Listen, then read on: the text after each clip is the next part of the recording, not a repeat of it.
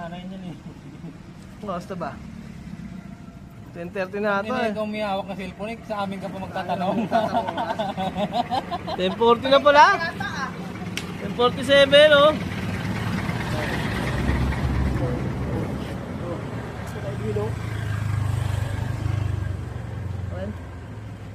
Yung unit Edwin, ayan na sa amo.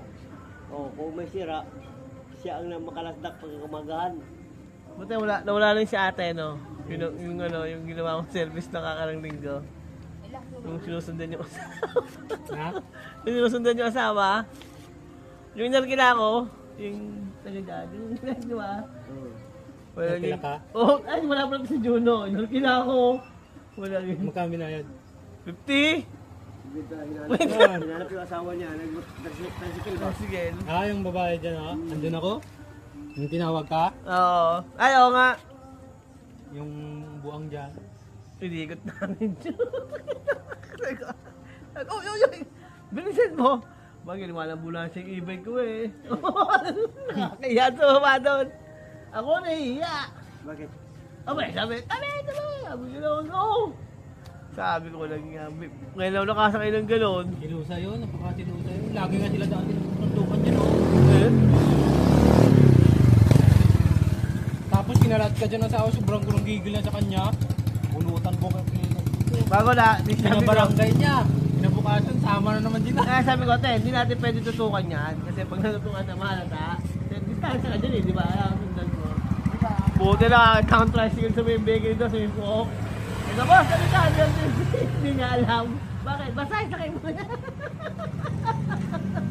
Panghabol to na. Sabi ko, ay salamat, nakaligtas ako. Oo, may gusto isugda, sabi ko.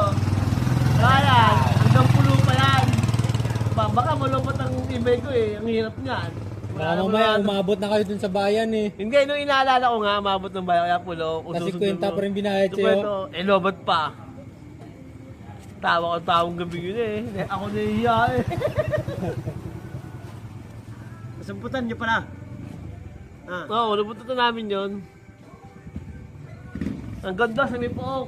Bago nakatawag ng tricycle service na kalagay. Boss, ano ka? Pag sakay ni Kuya, boss, ano to? Basta, sakay mo na. Mabilis naman si lalaki, mabilis. Ewan ka magkano binayad. Bago dumating ng gabi dito, ano? Doon pala katayo, no? ano sabi niya? Ano sabi niya? Yung kwan daw, bilibiran daw, kung saan. Ako sa ano, sabi ko, boss, sakay mo lang ako.